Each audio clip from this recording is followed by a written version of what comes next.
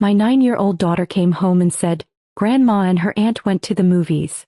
They said I would be a distraction, so I stayed in the car. She tried to smile like it didn't matter. I didn't ask anything. I grabbed my coat, drove straight to their house, opened the door, and without thinking twice I did this. My 9-year-old daughter tried to smile when she said it. Grandma and Aunt Rachel went to the movies.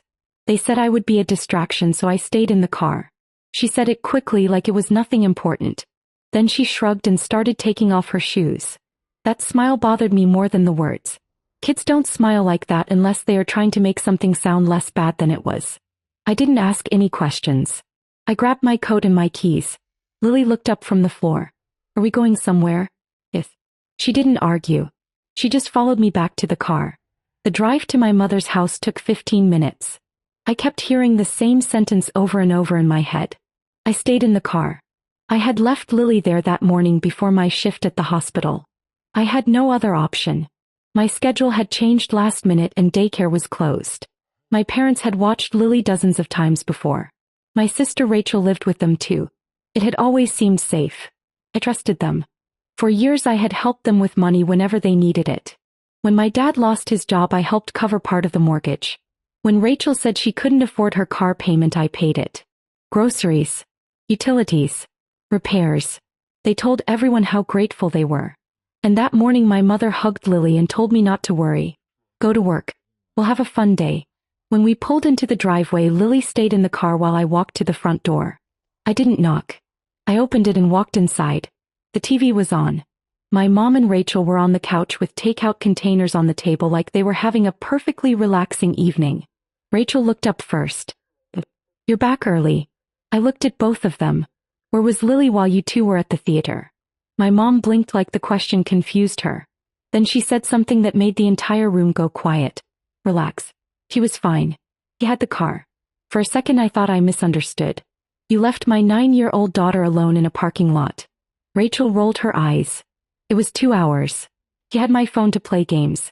You're acting dramatic. I walked to the coffee table, picked up the TV remote and turned the movie off. Then I grabbed every takeout container on the table and dumped all of it straight into the trash. Rachel jumped up. What are you doing? I looked at both of them. I'm about to fix a mistake I've been making for years. Neither of them understood what I meant yet. But they were about to. Rachel stared at the trash can like I had just committed a crime. Are you serious right now? I ignored her. My mom crossed her arms. Maria, you're overreacting. He was perfectly safe. Nothing happened. Nothing happened. Those words kept repeating in my head. I looked at them for a few seconds and realized something that made the situation worse. Neither of them felt even slightly guilty. Did you at least check on her while you were inside the theater? Rachel laughed. How would we do that? We were watching the movie. So for 2 hours my daughter sat alone in a car in a random parking lot while you watched a movie. My mom waved her hand like it was nothing. It was daytime. Stop acting like we abandoned her in the woods. I walked past them and opened the front door. Lily was still sitting in the passenger seat of my car, exactly where I left her. She looked up when she saw me. Are we going home? In a minute. I helped her out of the car and walked her inside. The moment Rachel saw Lily, she said something that made my stomach twist. She's fine. Lily stood quietly next to me. She looked at the floor. I crouched down next to her. How long were you in the car? He thought for a second. I don't know. A long time. Did anyone come check on you?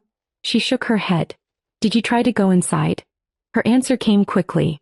Grandma said not to. She said the people at the theater would get mad if kids were running around. I slowly stood up. Rachel looked annoyed now. You're interrogating her like we committed a crime. I walked to the kitchen counter and grabbed a small notepad that my mom kept next to the phone. Then I wrote 3 numbers on it. Mortgage payment.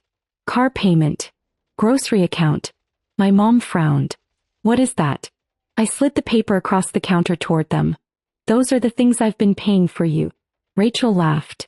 And starting today I'm not paying for any of it anymore. Both of them stared at me like I had just said something ridiculous. My mom shook her head. Maria, don't be childish. Rachel leaned back against the couch. You wouldn't actually do that. I looked at Lily standing quietly by the door. Then I looked back at them. I already did. The mortgage payment was due tomorrow. And for the first time in years I had decided not to send it. That's when my mother suddenly stood up. Because she realized something Rachel hadn't yet. They couldn't afford that house without me. My mother stared at the piece of paper on the counter like it had just turned into something dangerous. Maria, stop this nonsense. Rachel still didn't understand. She picked up the paper and looked at the numbers. Mortgage payment. Car payment. Grocery account. She laughed again. You're bluffing. I shook my head. Oh. My mom stepped closer. You can't just cut us off like that over something this small. Something small. I looked at Lily again. She was sitting quietly on a chair by the door, swinging her feet a little and watching the floor. You left a 9-year-old alone in a parking lot for 2 hours. My mom sighed. She had a phone. Rachel added something else.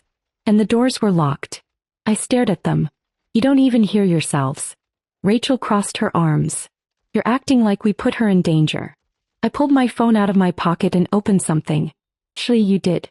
Then I turned the screen toward them. It was a photo. Not taken by me. Taken by a stranger. Rachel leaned forward. What is that? Facebook post.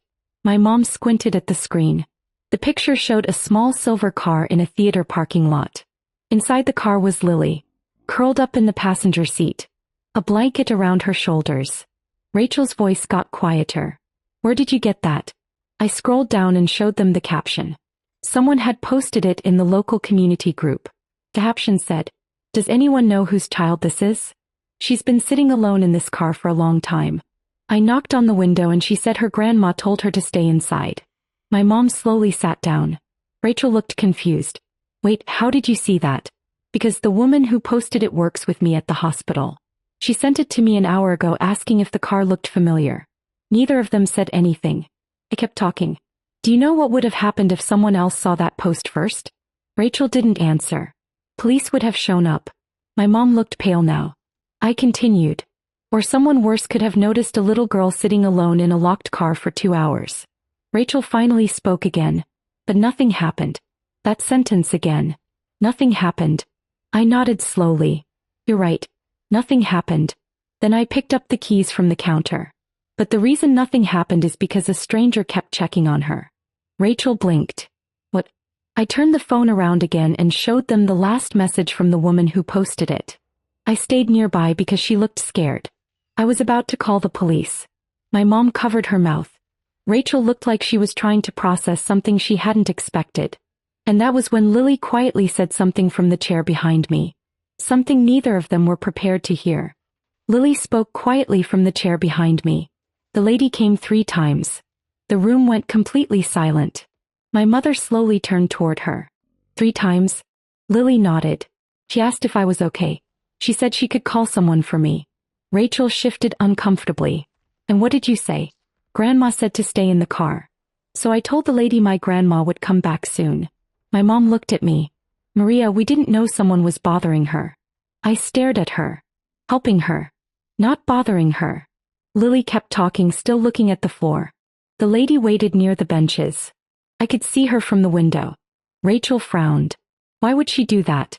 Because she thought a child had been abandoned in a parking lot. Rachel opened her mouth to argue again, but nothing came out this time. My mom finally stood up. We didn't think it was a big deal.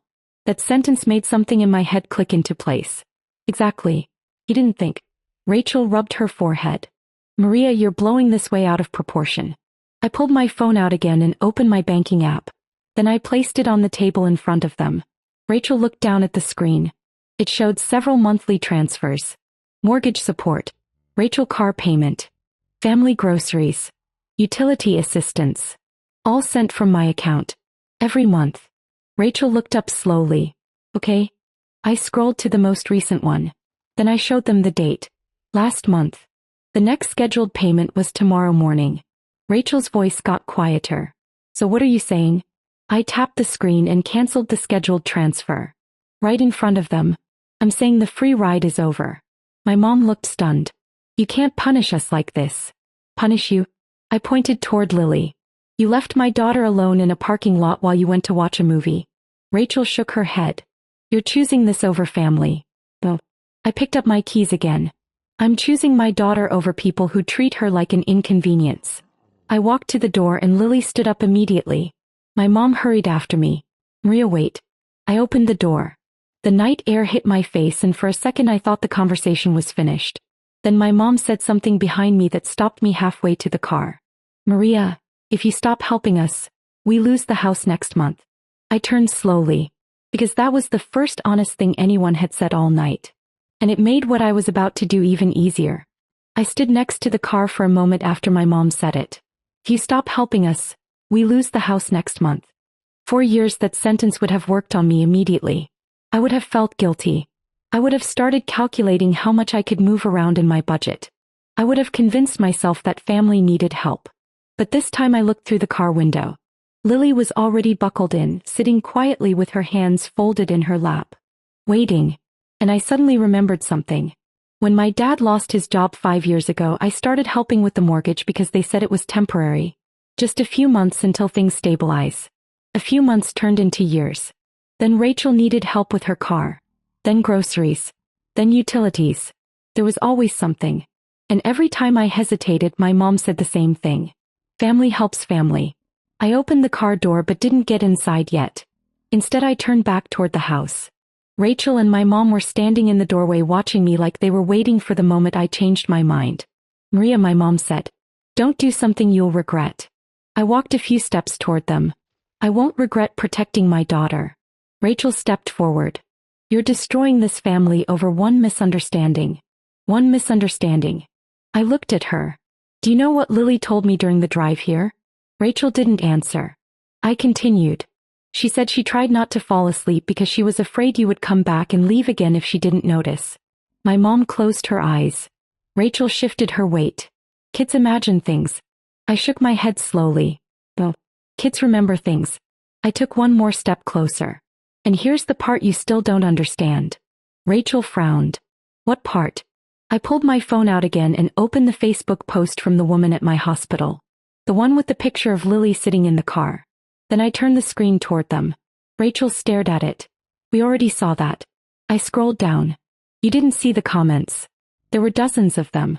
People tagging the local police department. People asking if anyone had called child services. People saying the adult responsible should be reported. My mom's face went pale. Rachel whispered something. "You didn't." I looked at both of them. "Well, I didn't report you. Yet." Rachel's eyes widened. "You wouldn't actually do that." I locked my phone and slid it back into my pocket. "That depends on something." My mom swallowed. "On what?" I pointed toward Lily in the car. "On whether I ever hear my daughter say something like that again." Neither of them spoke. The silence lasted a long few seconds. Then Rachel said something that made the entire situation take an even stranger turn. "Wait." She looked confused. "What do you mean again?" I stared at her. "What?" Rachel looked between me and my mom. "You're acting like this is the first time something like this happened." My stomach dropped. Because the way she said it sounded very casual. Too casual. And in that moment I realized there might be something I hadn't asked Lily yet. Something that suddenly felt very important. That conversation with my daughter later that night changed everything. Rachel probably realized she said too much the moment the words left her mouth. "You're acting like this is the first time something like this happened." The air between us changed immediately. I looked at her. "What did you just say?" Rachel shook her head quickly. "Nothing. I just meant you're overreacting." "Well." I stepped closer. "That's not what you meant." My mom suddenly cut in. "Maria, you're twisting her words." I didn't answer them.